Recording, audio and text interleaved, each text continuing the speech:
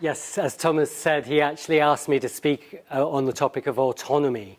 And I then said, well, you know, I'm really much more interested in motivation.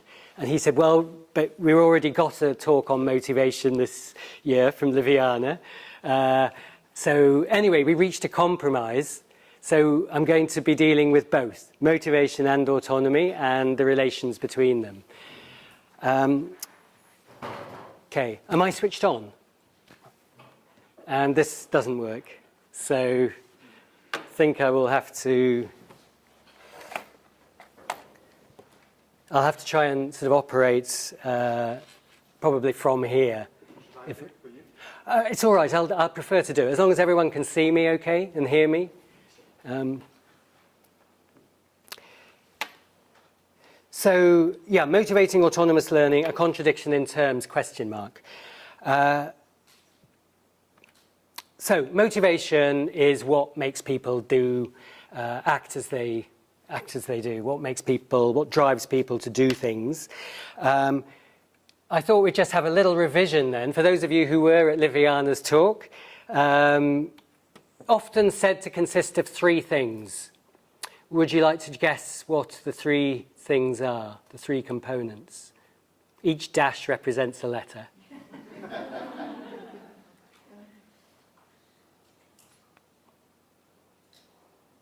I mean, call out when you've guessed a word. We won't play hangman. I can guess E for effort. Very good, very good. Effort. Close. Could be.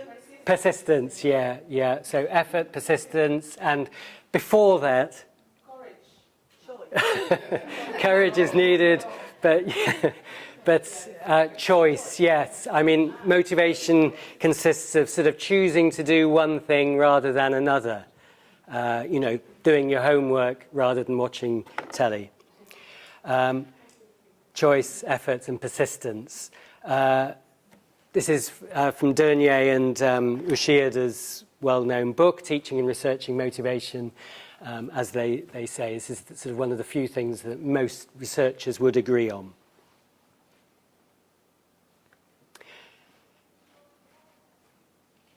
I'm not going to read out my slides, I'll just let you read them. Okay, so that's motivation. Autonomous learning then, the other phrase in my title, known to be essential in long-term language learning, in that I think everyone here would agree that in order to become highly competent in a language, it takes effort and persistence over many years, certainly once past childhood. So for any older language learning, effort and persistence are required over many years, and that has to be done not only in the classroom but outside the classroom, as is being increasingly recognised in the applied linguistics profession. So a recent book edited by Noonan and Richards, Language Learning Beyond the Classroom. And their main point, is that in this day and age, even more so, language learning can happen outside the classroom.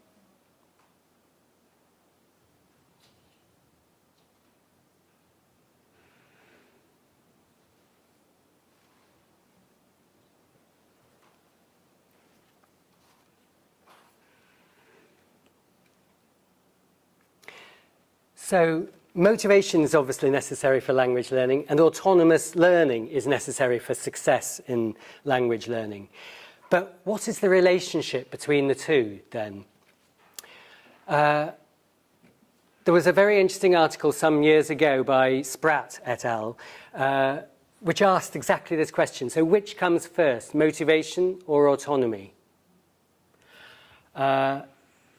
Perhaps I could just ask you, there's going to be a bit of interaction here, by the way. Could I just ask you to talk to the person next to you and ask them, which comes first, motivation or autonomy? You'll need to find someone.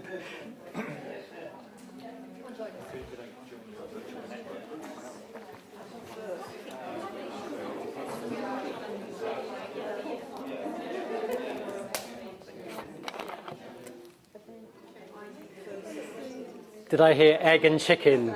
Yeah.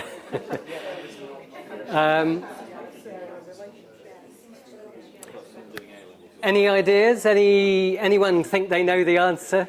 Well, we said it might depend a little bit on the context. Language learning arises from, for example, a situation like immigration, where there's a situation first, where then the language learning follows up, and probably the motivation is there first, because there's a clear need. Okay, so maybe it depends on the context. So can you imagine a context where it happens the other way round? Well, maybe in a more traditional educational setting, where autonomy has an ability to make, I don't know, reasoned choices, what you want to do. It's a wider concept about the personality, and this is maybe where the motivation to do something specific arises. Okay, so depends on the context. Yeah, it's always a good academic answer, isn't it? Any other suggestions? Or is it just... Nadine was asking the question, it depends what you mean by autonomy. Yes. Draw the line, is it just making an independent decision, Or is it about making independent decisions, or... Yeah. is it about setting your goals, about evaluating your level, you know? Yeah, that's right. I think it does very much depend on the way that autonomy is being used, and it is being and has been used in different ways in our field, certainly the study of language learning. Yeah. Yeah. Autonomy really in an education system, it's not always clear, is it, what's meant? Because if you want your student to be autonomous, then aren't you making the tutor redundant in a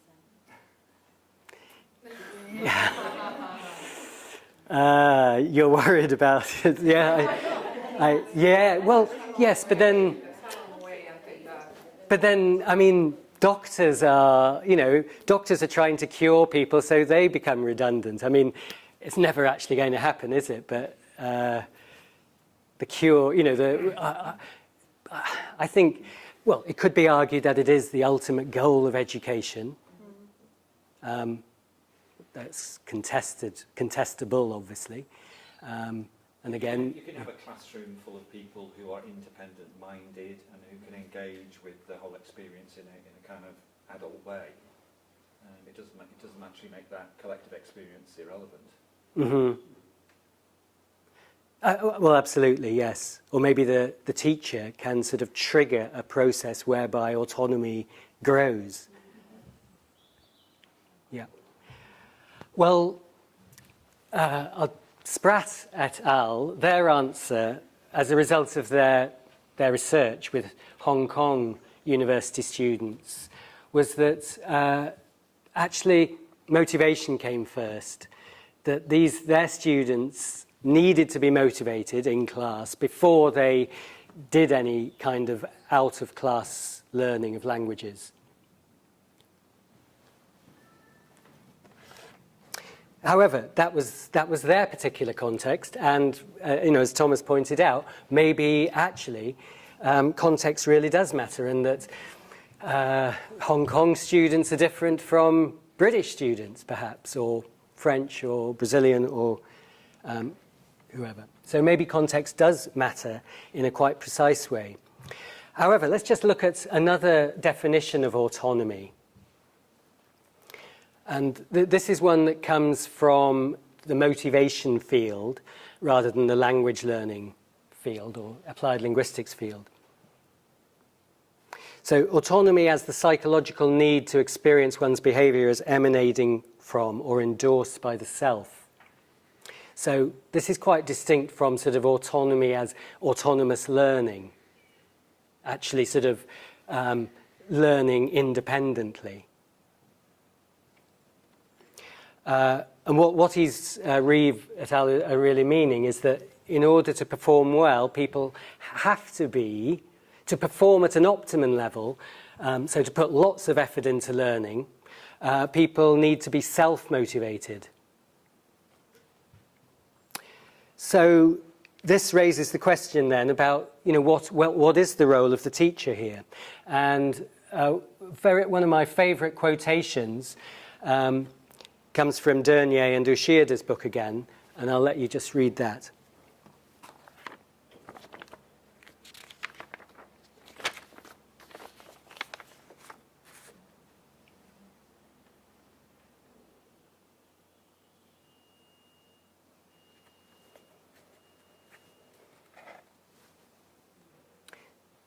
So although, I mean, Dernier's made a career out of talking about motivation and motivating learners and students, he, or certainly Emma Ushiada, recognises that actually, you know, we really should be talking about developing learners' motivation, not motivating them. And I'll try to make that point clearer as we go along. And I'd like to just start by presenting you with this. This is a puzzle that was the centerpiece of a well-known experiment, which I read about in this book by Dan Pink. I don't know if any of you are familiar with it, called Drive. Drive, the surprising truth about what motivates us. You know, available in the pop psychology section in your local bookshop, but really based on self-determination theory. And he cites this experiment, which was done by American Glucksberg in 1962, where he asked people to come into a room and they were presented with a table. It had a table in front of them, and on the table was a candle, a box of matches, or a packet of matches, and a box of tacks, drawing pins. And the problem that they had to solve was how to fix the candle to the wall without the wax dropping on the floor or the table. Okay, so how do you fix the candle to the wall without the wax dropping on the table or the floor? You obviously have to light the candle. Okay, so this was the problem that they were presented with. They were all timed, and we'll do this now. I'll time you. And this part, so this side of the room, I'd like you to just do it as fast as you can. This side of the room, I will give you. If you are the first to give me the correct answer, I will give you this prize. Okay, so there it is. Okay. Go. When you think you know the answer, put up your hand. Stick to the wall without wax. Full size. I mean, it's actual.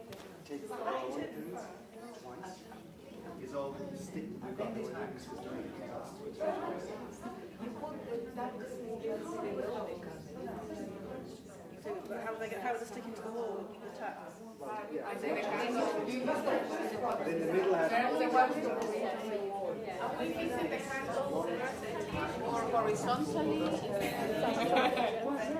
It doesn't matter how you stick it. It could be upside down if you wanted, but how do you stop the wax dripping onto the...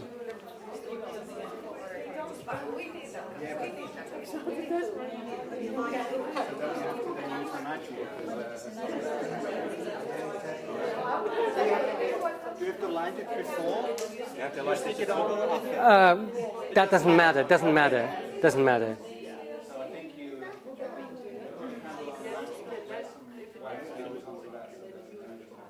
It's just the candle is too thick for the tacks. Yes, that's right. Yes. You got an answer?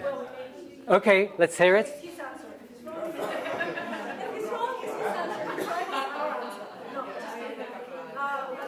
the candle to the wall somehow, and then. No. You have to. Sorry, but how? With the tacks? Well, come in, it's your idea. Help me out. I don't think they've got the answer. You've got an. Okay, tell us. Take 2 times 4 tacks, and with the 4 tacks you stick 1 tack to the wall that comes out, and then you stick the candle onto the 2 tacks that come out. I don't know if that's physically possible, but I mean, it sounds inventive, but it's not the official solution. Okay. Yeah. Candle to the box, and then the box to the wall. Ah, okay.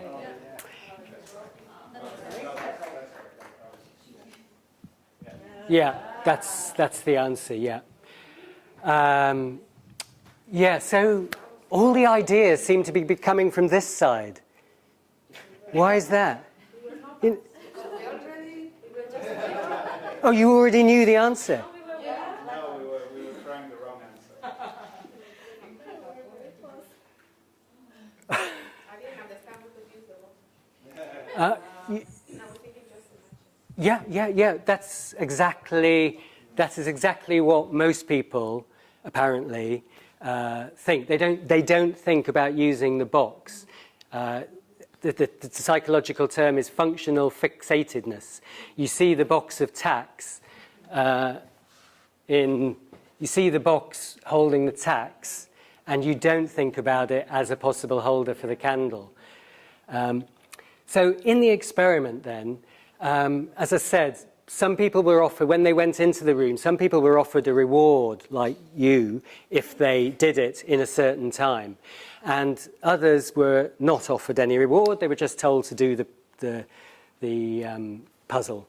So who do you think did it most quickly on average? Those who were offered the reward or those who weren't? Well, actually, no. It was the opposite, apparently. So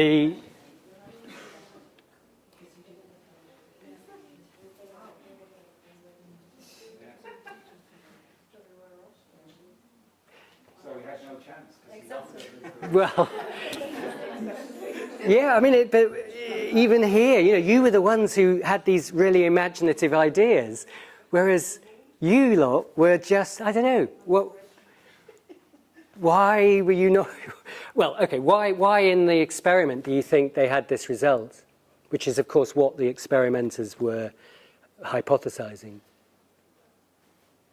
those who were not offered a reward were doing just for the pleasure of doing. Yes, that's right. And therefore, that enabled them to do it better. Maybe better think outside the box. Very good. Think with the box. Very good, yeah. Perhaps because you have nothing to lose, you take more risks. And you Mm-hmm. go for, you don't think too much whether it's the right answer or not, it's just an option. And if it's not, then Yes, it's okay. maybe, yeah. I didn't know, for example, how big the candle was it heavier than the actual walls? You need to have all of the details to actually. They happen, they believe it. Excuses. They saw it. Yeah, no, but that helps to see the real things, yeah. And then you can play around with it, yeah. Sure, you were at a disadvantage because you weren't actually there in the experiment. But they obviously took quite a long time to do it, the participants. You could also, Yeah. I mean, it could be that the people who were not offered the reward, they were more focused on the end result of being satisfied to complete the task, versus the other one was just more concerned about getting Yeah. there's a difference between being self-motivated and having something that motivates them. Absolutely, yeah. This is what the conclusion of the experimenters was, that basically rewards get in the way of performance. They actually harm performance, and particularly, well, especially on creative tasks which require imagination and creativity. So possibly, I mean, I know it doesn't look very enticing, but you were wondering what was in the box, and it may have been a bit of a distraction for you anyway.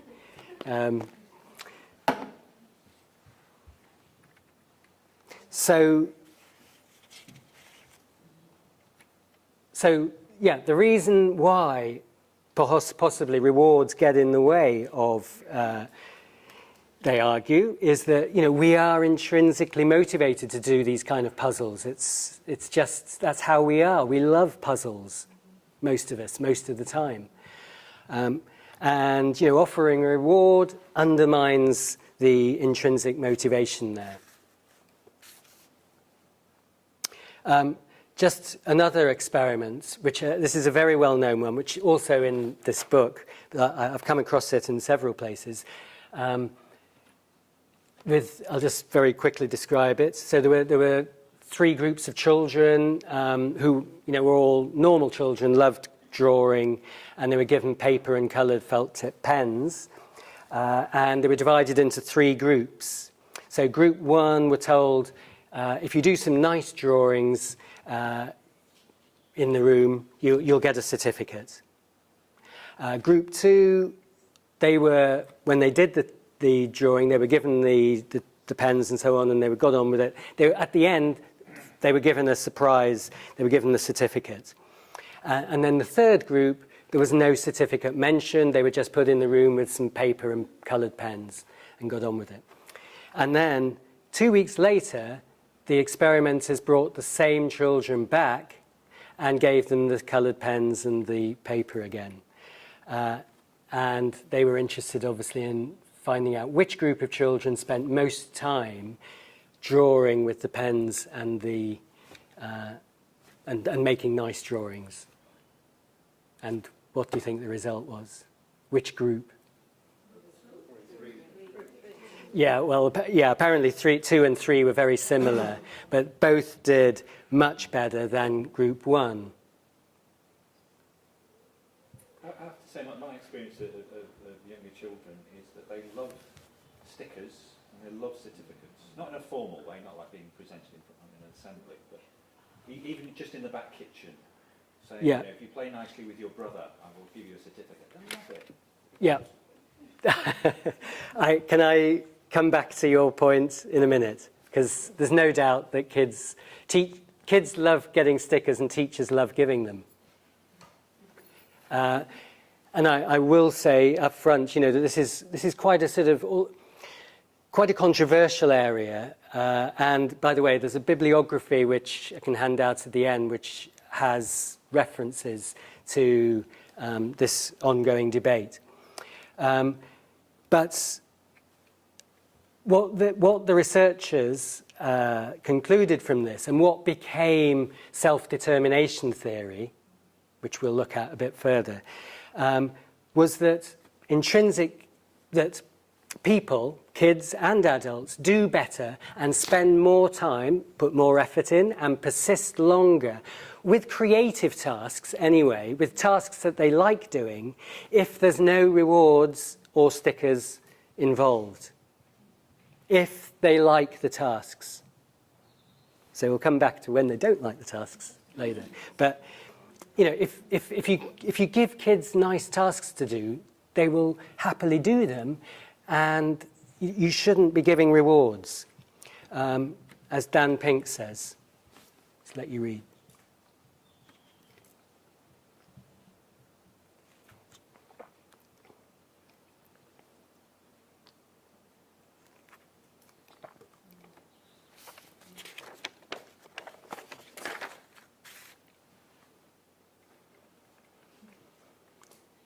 So, maybe in certain circumstances rewards can help short term, but there is a risk that long term you might be undermining intrinsic interest in that skill or area of knowledge. So, accordingly, if teachers can provide learners with intrinsically motivating tasks, the learners will invest effort autonomously. That's the logic of the argument. And then the next step is, hopefully they would, or they're more likely to invest effort autonomously outside the classroom as well, actually go seeking for similar kind of tasks on their own outside the classroom. So going beyond what the teacher is offering them.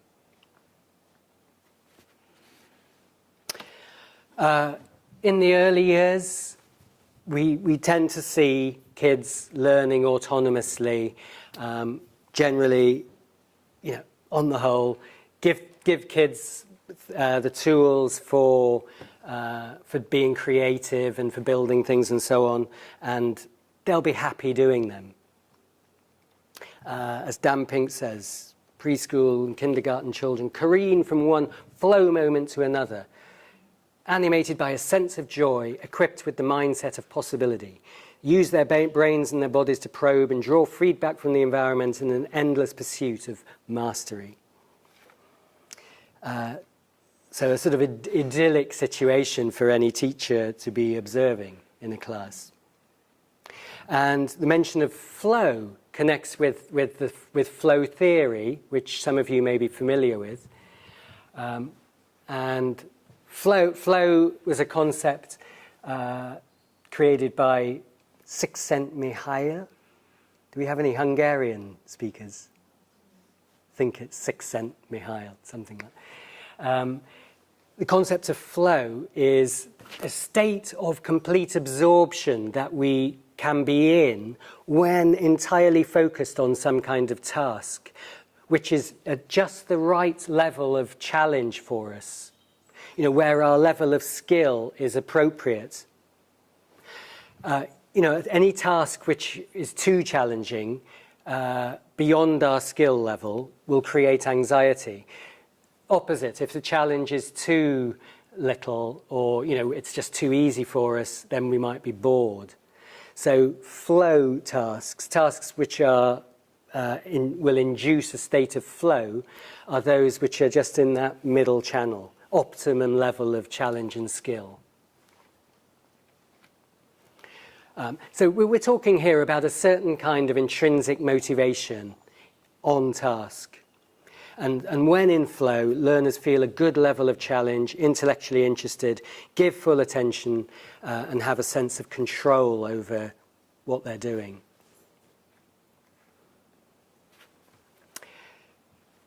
So, just going to pause again now and ask you to just discuss with your neighbour. Have you observed your university learners in a state of flow, do you think? I hope you have at some point.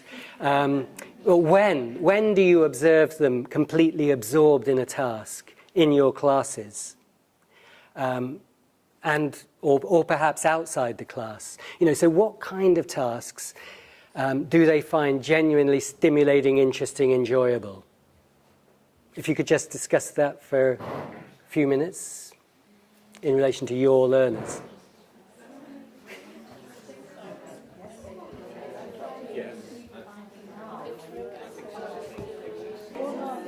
The second one is not necessarily the hard they really enjoy it.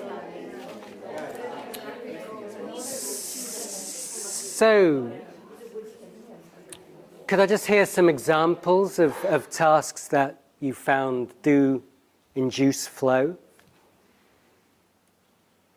When students contribute with things that they know, they share, or they contribute with, their own experiences, their knowledge, they really get enthusiastic to share it. For example, in group work. Mm-hmm.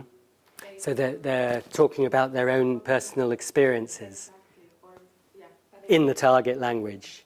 And you can make it a game so that they have to guess about those things, and then you really get everyone involved trying to guess. Right. Like you said, like the puzzle thing.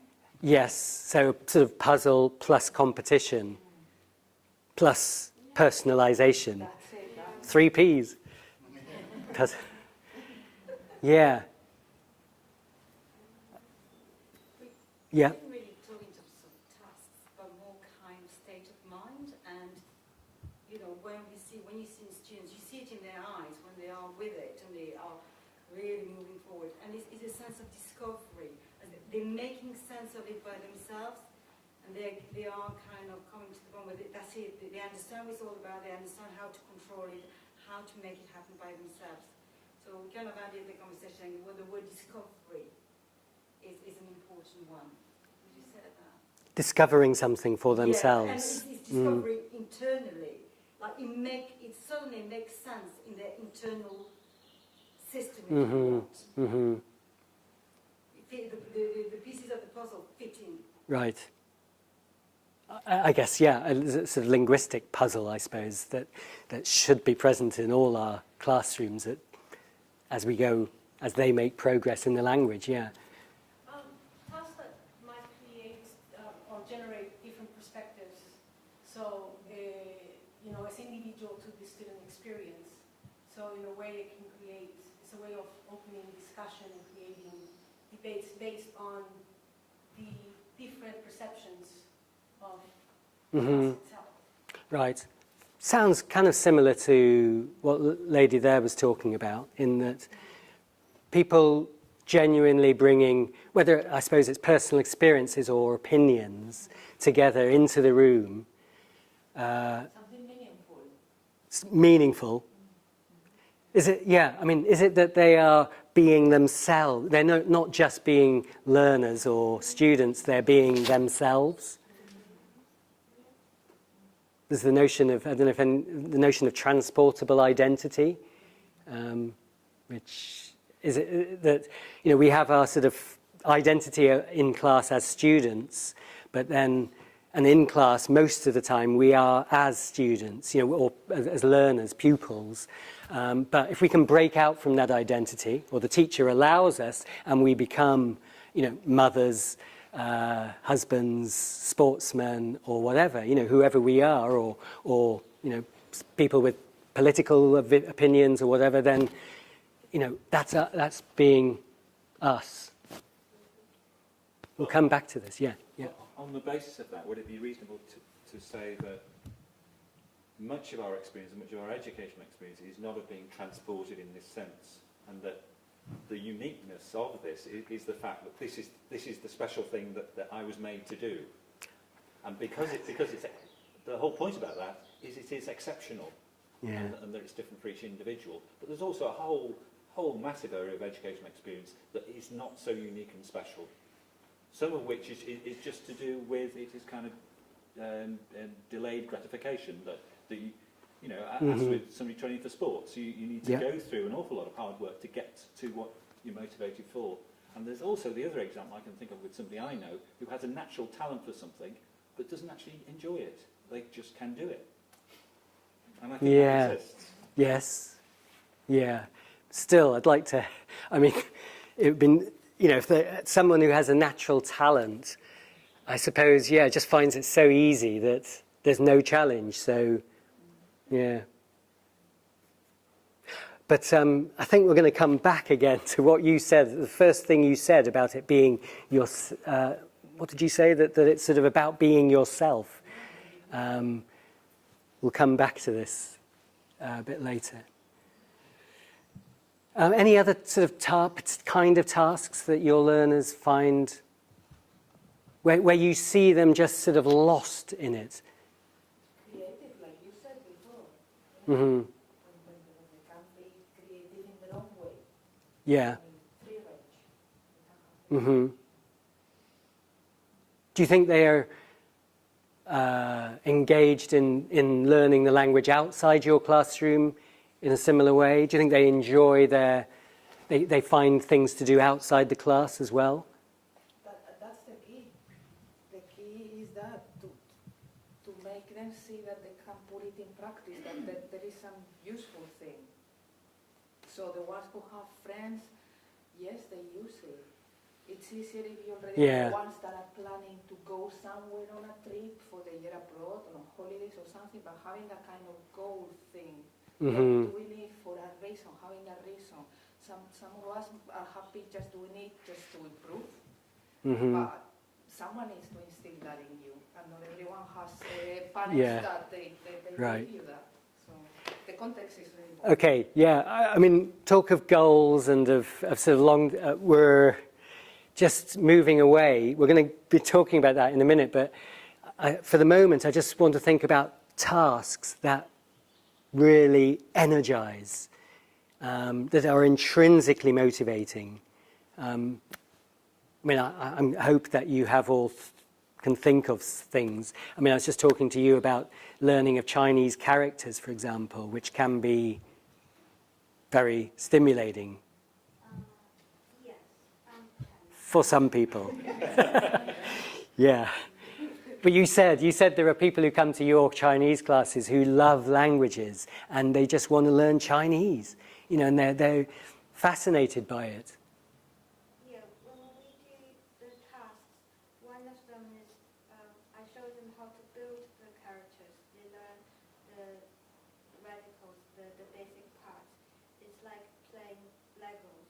You build them up, Mm-hmm. then you'll find a new meaning in it. And students are quite engaged with it. Mm-hmm. Yeah. Do we also have to think about the cultural context? Having taught overseas and taught a Taiwanese student and used kind of Western gamification ideas, only to find that student very unhappy with that as a methodology, and you know, having to then negotiate with the manager of a school and the student and do a little bit of kind of compromise.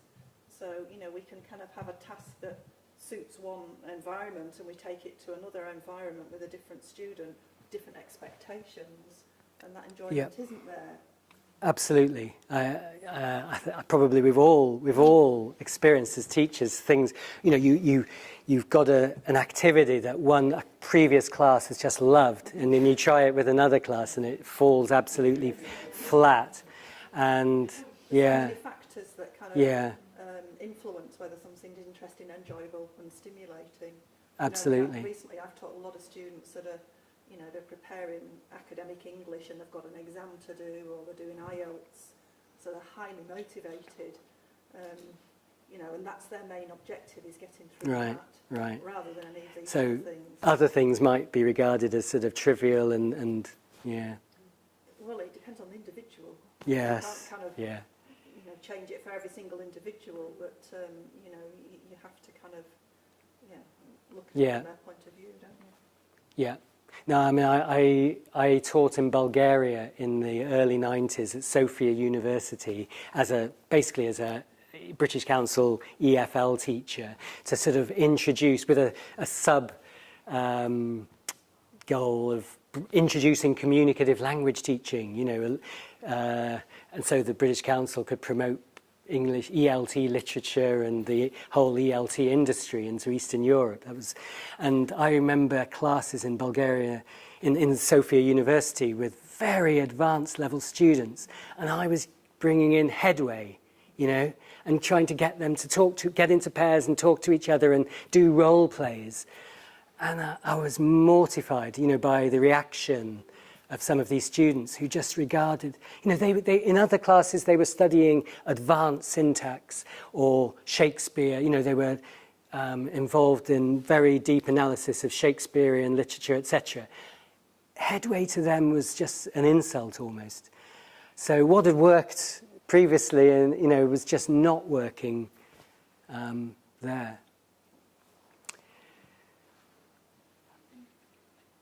Okay. We'll move on.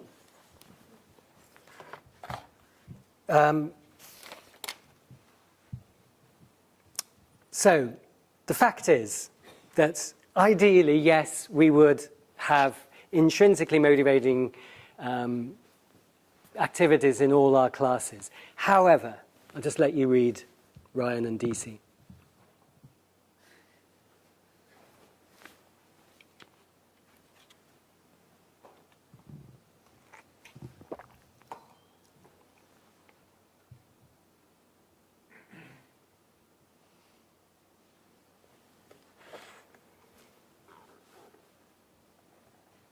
So, as you have implied, many of your comments, you know, there are just, we cannot provide intrinsically motivating tasks all the time, every day, for every learner. It's just not possible.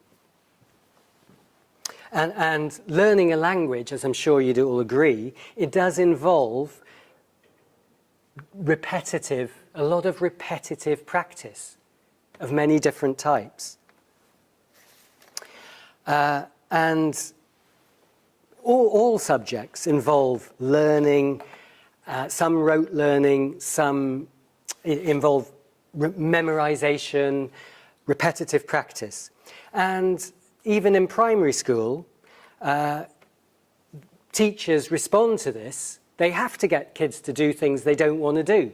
So they use carrots and sticks. And as has been mentioned, contemporary classrooms are full of these carrots and sticks. And I have been just amazed by what's happening in my daughter's primary school. You know, a whole range of different things. Raffle tickets, the wizards, superstars, I don't exactly know the difference. But, you know, achievement certificates, attendance. Yes, prizes just for attending. So any kid that has over 95% attendance or whatever, actually it's higher than that, 98% I think, over the school year gets a prize. And yeah, the ultimate, hot chocolate with the head teacher, which one of my daughters has earned the honour, but the other still aspiring towards that. And, you know, this is on top of all the other stuff, the marks, grades, and then, you know, teachers' praise, which especially at younger ages is a form of reward. And of course, the opposite, sanctions or teachers' rebukes, the sticks.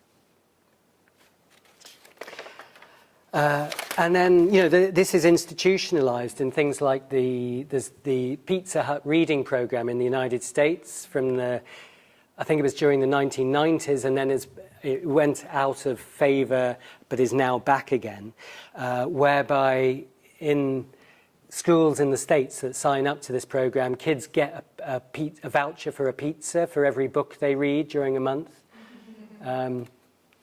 And as someone said, you know, it's created a generation of fat kids who hate reading. But a bit cruelly. But it's a commercial operation. It's working, actually.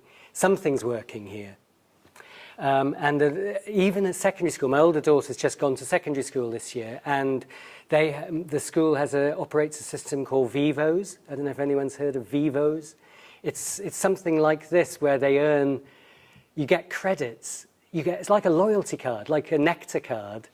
So you do something good, you earn points, and then you can cash in the points at the end of the year. And there's a catalogue, like a magazine, online magazine. You choose, you know, if you've earned, my daughter's got 1,200 and something Vivos so far, and she's going to be able to, she says the prizes are a bit, you know, they're things like rulers and pencil case and so on. So not great, but again, the school signed up to this, so it must work on some level. I would suggest it works short term, and it's actually more about behavior control rather than about academic motivation, because there is lots of evidence over the school years. I mean, this is evidence that's built up in the last 30 years or so, that intrinsic motivation for study does decrease across the grades. This is American extract from an American. So from 4th grade to 8th grade, intrinsic motivation, kids responding to questionnaires, it's declining. And kids are, you know, losing that desire to learn subjects for their own sake. And of course, once they get into the sort of teens, then other extrinsic motivators kick in, GCSEs, A-levels, and so on.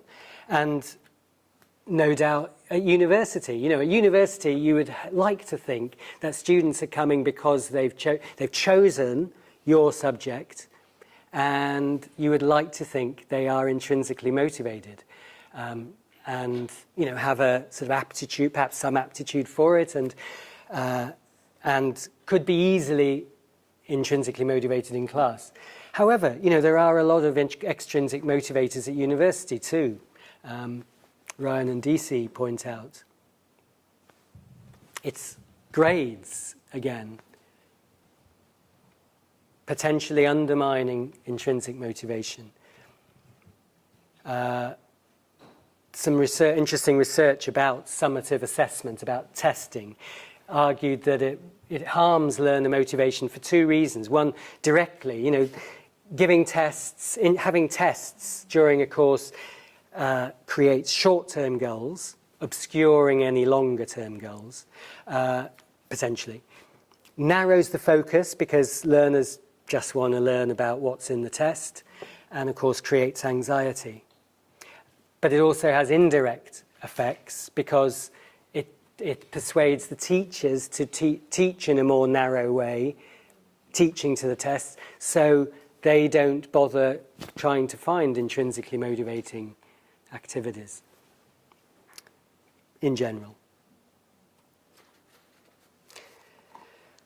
So the question then is, how can we motivate learners to do tasks that might not be intrinsically motivating? So, these kind of strategies, assessment has many purposes, obviously, but there's a lot of extrinsic motivators throughout education, from primary school onwards, that we use to try to get learners to do things that they wouldn't perhaps choose to do, but which they do have to do in order to achieve long-term goals.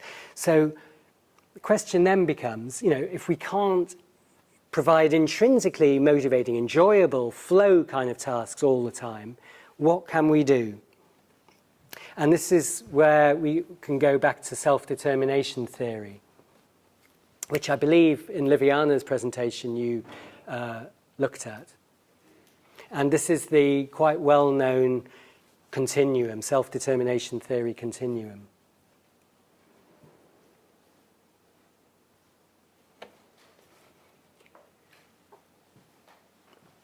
And the key thing is, here we've got intrinsic motivation. So this is the intrinsically motivating tasks. Ideally, learners in an ideal class, you'll have intrinsically motivating class creating interest, enjoyment, and satisfaction for the learners.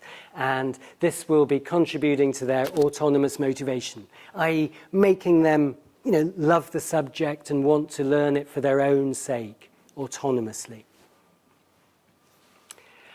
At the other end of the scale, you've got all these rewards and punishments, which, in the terms of the theory, lead towards a kind of controlled motivation. So they may put effort into the subject, short term, but they're doing it because they have to. It's controlled.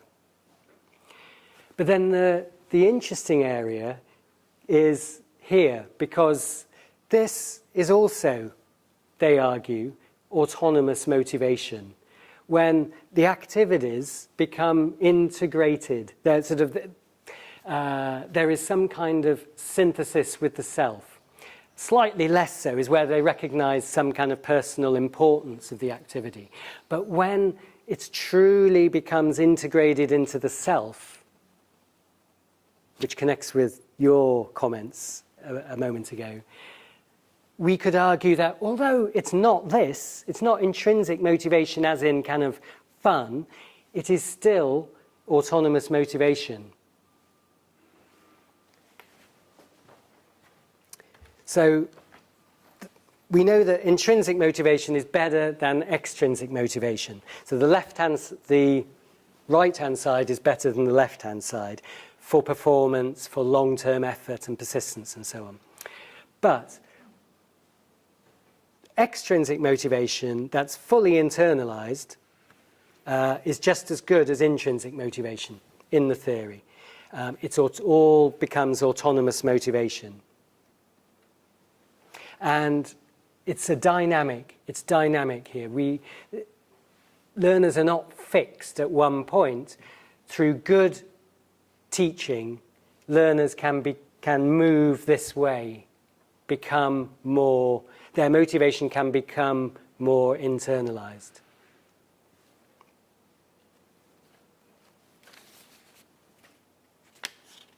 Any comments or queries?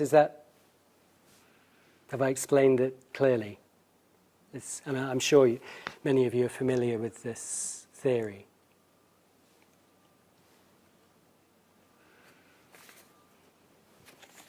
So recently I was reading this book. I don't know if any of you come across Zoltan Dernier's latest publication, Motivational Currents in Language Learning. And it introduces a very interesting concept, which is, I'm not a classical scholar. I bow to anyone's, if anyone is more familiar with the original Greek. But he introduced these two terms and contrasts them, hedonia and eudaimonia. Of course, I'm familiar with hedonism, the transitory, in-the-moment experience of happiness. That was familiar to me, but I hadn't come across this notion of eudaimonic well-being. So apparently Aristotle discusses this, two different types of happiness. There's the hedonic happiness where you're getting pleasure in the moment, and then there's something different, which is a sort of deeper contentment, derived from doing things which you believe are right, and which are you, they accord with the self. They illustrate it with example of skiers. So the amateur skier, the kind of skier who goes for a week's holiday in the Alps or wherever, as I try to do every year, you go and you get mainly hedonic pleasure, I think.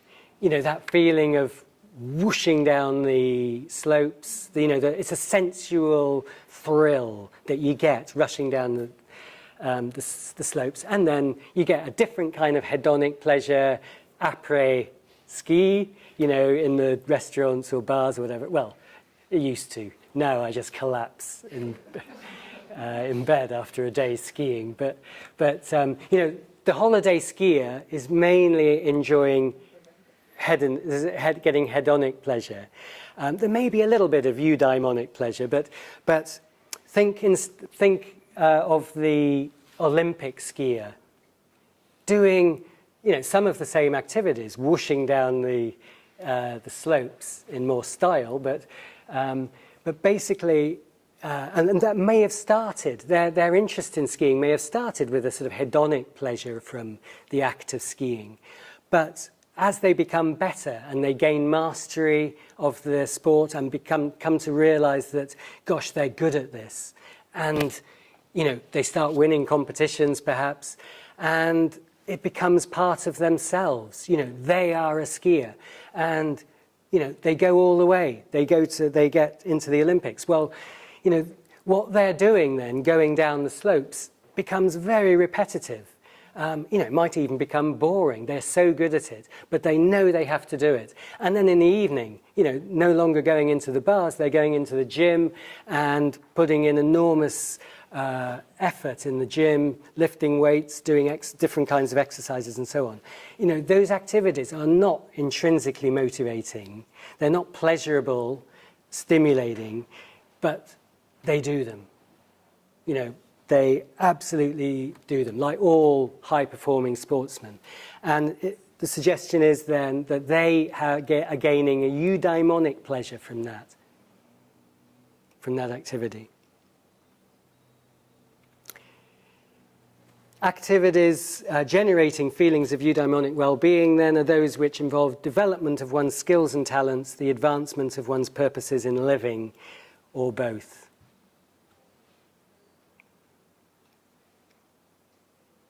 So, the Olympic skier is refining their skills and talents at a very high level, but also, they are an Olympic skier now. So they're doing, what they're doing is right for them.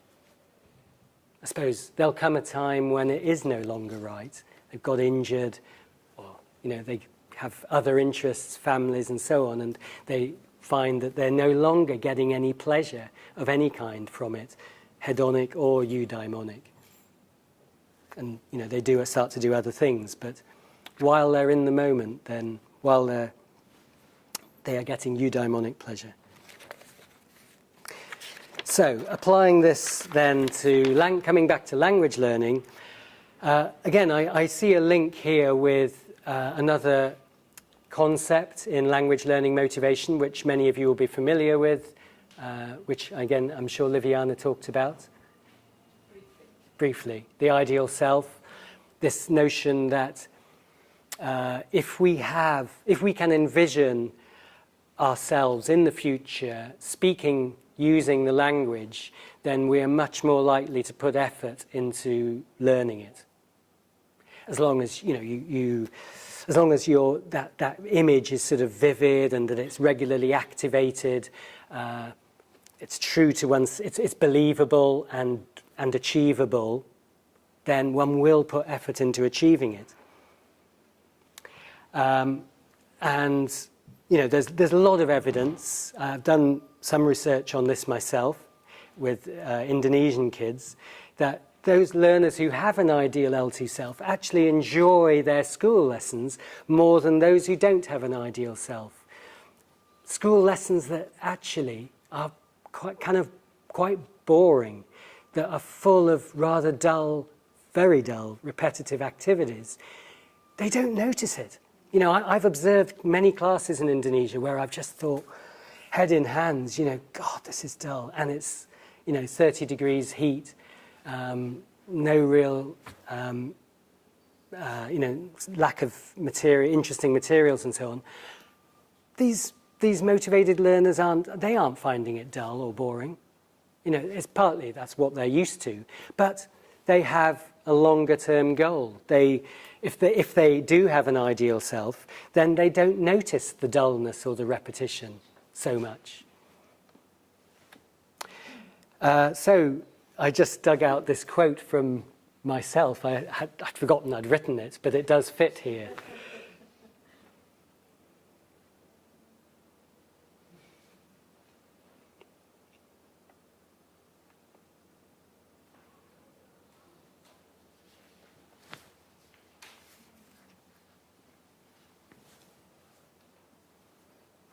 So it all depends how you're viewing those activities in the class. The most boring, if that grammar lesson is a tiny step on the path towards your ideal self, then you will do it and you won't notice the pain.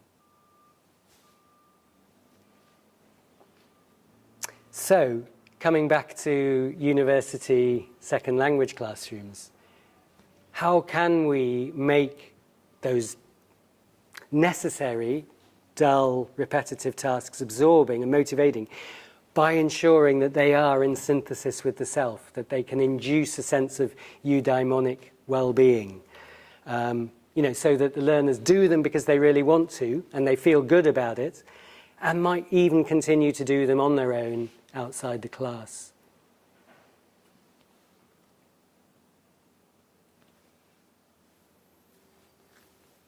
Shall we just open it up to discussion?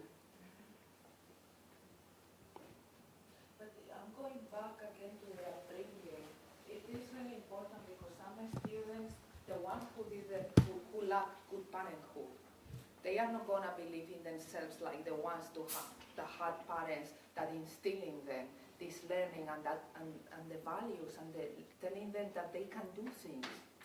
So Parents. That's an enormous thing. Parents. Yeah, parents or any other people around in the family network. That's really important for people to believe in themselves, to believe that they can do things, they can do better, because not everyone has that. No, I quite agree. This is not just an individual thing. It's a social thing too. It's a social construct, motivation. It's as you're growing up, you will be. I mean, even ideal selves. Where do ideal selves come from?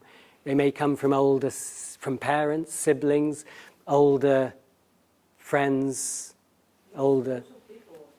from media, images, and so on. It's a social thing. Quite agree. I think that motivation is very complex because the way teaching and learning is turning now is that everybody is different. everybody has different needs, learning needs, interests, etc. So you will have to get to know every student individually to understand what drives them, motivates them.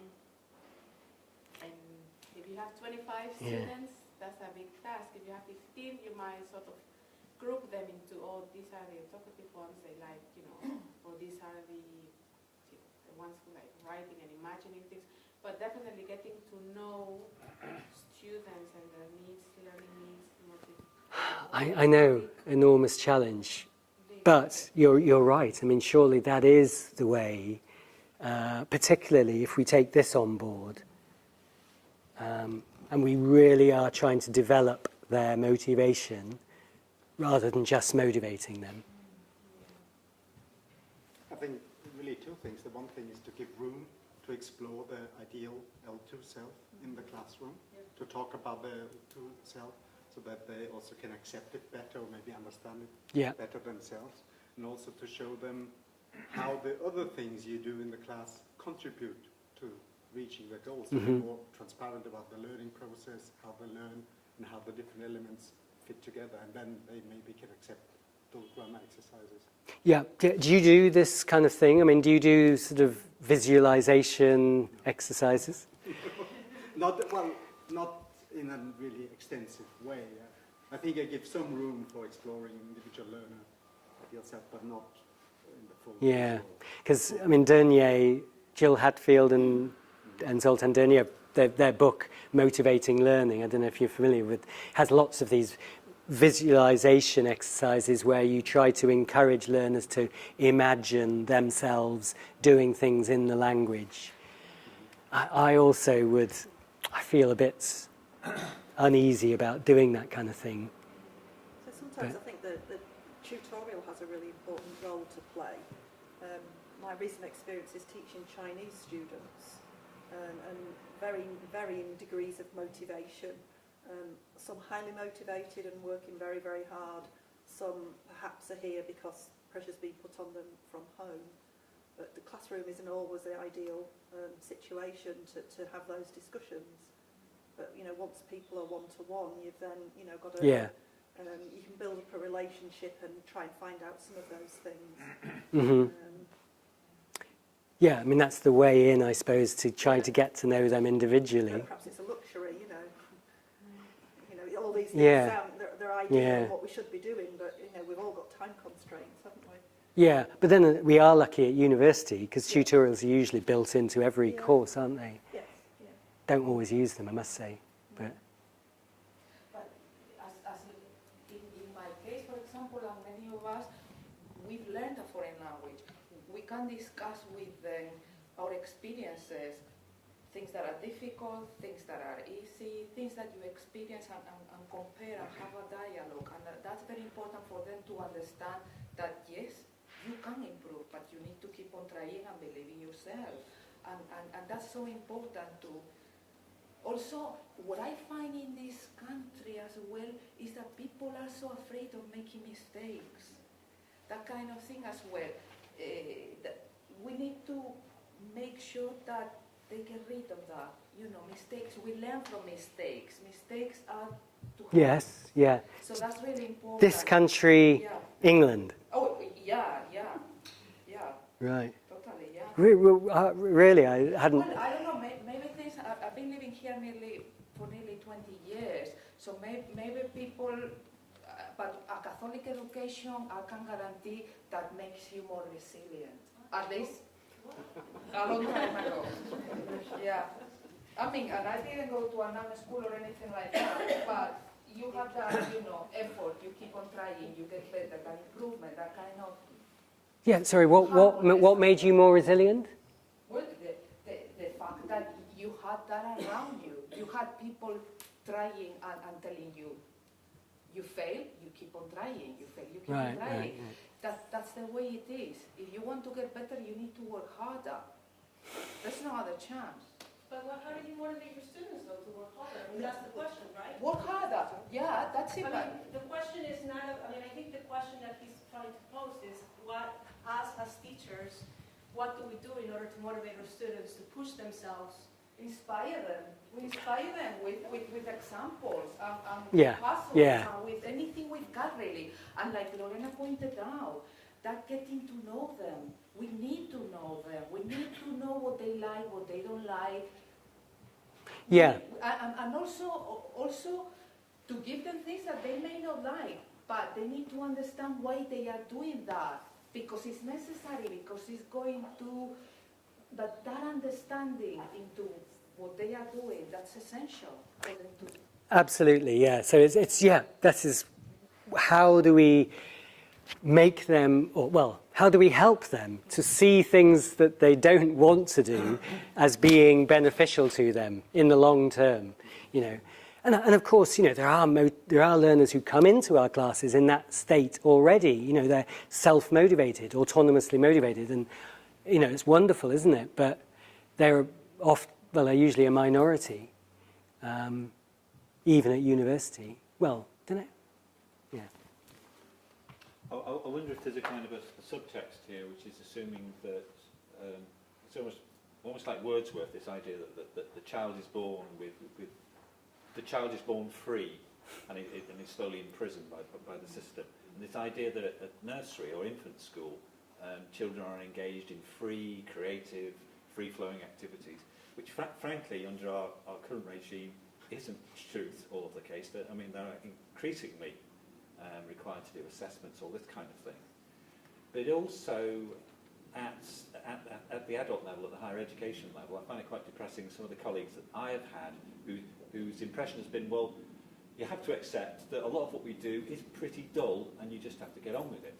Because my view would be, you know, you're at a university, this should be, you know, some of the most sort of wonderful experiences that you could have. So I don't think there is necessarily that flow. But I think for a lot of us in this room, we're in the kind of the international education area, and the range of backgrounds and experiences of students are very varied and very individual and very culturally different. But one of the experiences that some of us have are with students who don't really come with their own extrinsic motivation. And I think that compares with the situation probably which is more the truth in the UK, which is that 18-year-olds make choices about their future. A lot of international students have choices made for them by their parents or by educational agents. And that's a difficult one for extrinsic motivation. And I kind of feel that you need to kind of agree some kind of contract over the next 18 months or something. Can we kind of agree on what we all want to get done? Yeah. And I also feel, frankly, that there's been a lot of kind of mixed philosophy here. I think a lot of it is something that I believe in, which is living in the moment. And can we find ways of fulfilling that contract where we actually find stimulating in some way, if only, you know, beating a challenge which is defeating the dullness of it. But if we can find a way of like creating that spark in the moment. Well, yeah. I mean, just to take your first point. Sorry, I mean, yeah, but I've hung on to two. I think the first point about the sort of child is free, and that is very much part of self-determination theory. That we are born as learners. You know, as we are learning organisms. You know, we from the word go, we are learning about our environment, and we continue to do that until people start to tell us not to do this and not to do that. And then, you know, gradually, that starts, of course, with mum, don't do that, you know, or whatever. And then you get to school and there's even more prohibitions and gradually. So, you know, all these, we are intrinsically motivated to learn about the world and ourselves and our place in it. But, you know, these controls are put on us. Picking up on another of your points about the international students who are less used to having made choices, who may never have really made choices. There is sort of literature on that in our field of L2 motivation, and you know, there's been a lot of discussion about whether there's something called the requirement motivation, which might motivate Asian students, for example, in a way that wouldn't motivate Western students. this is a controversial area. But there is research suggesting that Chinese, Hong Kong students are motivated by exams, for example, in a way that we wouldn't be. That they surrender a certain degree of their personal autonomy to satisfy the desires of family and parents, for example. They're willing to give up personal autonomy, I suppose, more willing to give it up than we are. I don't know, I just don't know whether that's true or not. It is true, but not just Asians. It is very true. It is very true. Many people, many of us, again, here people were used to having choices for a long time. Yeah. But in Spain, for many years, people couldn't choose at all. Right. And Yeah. that's really, everyone has got their cultural issues. Yeah. But then is it true that Spanish students, like, say, Chinese students, they don't really need this intrinsic motivation, this autonomous motivation for optimum performance, that they'll put in lots of effort and persist with it, even though they're extrinsically motivated? That's the issue. I wouldn't say now, because since the 80s, everything changed completely to the other opposite, like people are over there. They go from one extreme to the other. Yeah. But I mean, that's not my impression somehow of Spanish people. But just to go back to this, the argument is, I mean, self-determination theorists believe this is universal, applies to all humanity. But then there are those who don't disagree with that and suggest that there are people who will function optimally, under more controlled conditions. Yeah, Ursula. I'm very reluctant to say something because I've got the most terrible cold. We can hear. Actually understand what I say. Sorry. I feel a lot of the discussion, really interesting, has been, it's like circling around a hot kind of, porridge, which is called intrinsic motivation. What is that thing and where does it come from? This, as well as a lot of the Adornia I talk, is treating it as something that we know from the educational perspective and from lots of empirical research is the ultimate goal, which will actually really propel the learner to be autonomous. But I struggle with the notion that it is just there, and that, for instance, the child is just born with it. I can see the child born as a learner, but I also see the mediation of learning socially and culturally, which is just what we've been touching upon, very, very much so, looking at cultural differences. And I'm finding the whole idea of pinning down this intrinsic motivation, and there is also conceptual overlap to the ideal self and so forth, where we're not entirely sure whether the two are meant to be the same, as something that is just essentially there, I find it very, very difficult to be generalizable across all aspects of learning and across all cultures, because I think learning is always going to be socialized and it's always going to be mediated. And there is going to be, in a baby who is born, we don't know how much is actually given to them when they're born, and so there's going to be an awful lot of mediation that moves from your left to the right as the child grows, and hopefully in a supportive environment will move on to the right side of your side in a very early childhood, not being kind of stifled.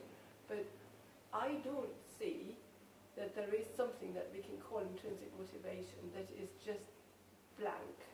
I see it more as something that is mediated from the moment a child is born, and therefore also culturally mediated. Okay, so, I mean, I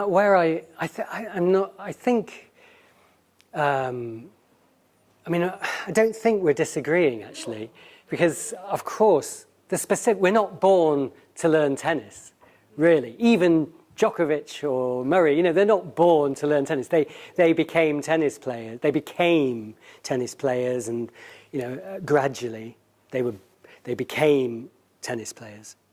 But we are intrinsically motivated to learn, in a very general sense. We are intrigued by puzzles. You know, to go back to the beginning, we are. You're shaking your head. I hate crossword puzzles. All right. And I think different learners respond to various stimuli to become more intrinsically motivated than others. You might give to a class of 30 the same puzzle, and you will switch on the light and they become intrinsically motivated because of something that has happened prior in their social environment, etc. We will not know exactly. And to the other 29, it may just be a boring grammar exercise. And I therefore think it's entirely understanding that this is the all-important goal that we want to achieve. It is complicated by a further dimension and layer of constant mediation through the social environment. I accept that, absolutely, yeah. And, you know, your dislike of crossword puzzles is that sort of a deep intrinsic dislike, or has that been socialized? You know, are you good at it? I'm not bad at crossword puzzles. Chess, for example. Some people, you know, their mind clicks into the structures and that spatial thing. I'm not good at it, but I just get so bored. Okay. Now, I mean, this may certainly be because I'm a stupid person, but you know, different people are fascinated by different. Well, exactly. Okay, we'll agree there. And it's so much about socialization, because I'm trying to teach my older daughter chess right now, and she's on the cusp, I think, of starting to see those structures and starting to sort of get into it and becoming a chess player. But then there are all these resistant social forces which are actually probably deterring her from becoming this chess player, because nerd, girl, chess player, definitely, they don't go together. So we're socialized towards things and socialized away from things. But the capacity's there. And, surely, as language teachers in a university, we are given, it's not the right word, but we're given actually very promising raw material to work with, because there has been an element of choice. Those people are in your class because they have presumably some aptitude for learning, and some desire to be there. Unless, I don't know, those of you who are teaching IELTS classes or sort of very heavily exam-oriented classes. So that's not always the case. That the raw material's got the potential. So, the tissue sometimes it's taken out of their hands. You mean they don't have the potential? Not always. No. I mean, as a teacher, I always believe, you have to believe that you can improve and you can move people forward. Otherwise, why are you teaching? But as language teachers, language is everyone has an aptitude for language. Some slightly more than others, but it's not like, say, if you were a tennis coach or a skiing coach, where you will get people who have very little aptitude. It's not just the finding the motivation. The hardest thing is the keeping the motivation, keeping it, and maintaining it. That's what makes a professional tennis player, keeping that motivation. And it's not just the getting into a place. It's the journey. It's loving the journey, enjoying the journey. That's right. Novelty comes in here, doesn't it? And at the beginning of any course, there will be novel things going on, novel activities and novel things to learn, and it's stimulating. But of course, you lose novelty gradually, and there are all these other activities that are not stimulating, and that's where this comes in.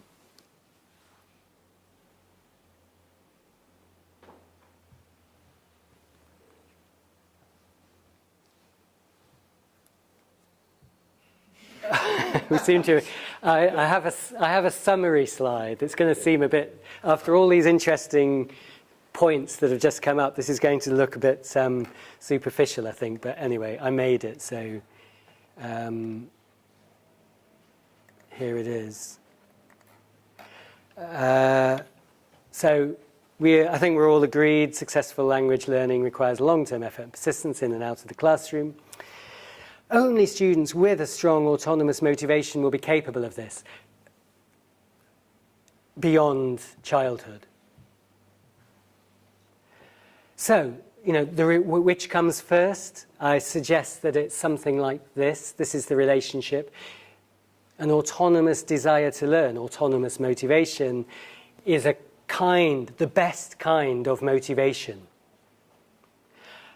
And will lead to autonomous learning. Teachers can help to develop this autonomous desire to learn through what they do in the classroom. We've talked about some of the things that we can do. In some cases, yes, it's a matter of choosing as far as you can intrinsically motivating tasks, although this won't be possible at all times or with all learners. On the other hand, what we've just been talking about, they can create a learning environment which creates a strong sense of eudaimonic well-being. That's, the term that I've just come across and I like, but it needs a lot more sort of thinking about, I agree. And of course, avoiding being too controlling through the use of carrots and sticks. I think that's it. Thank you for listening and for discussing things.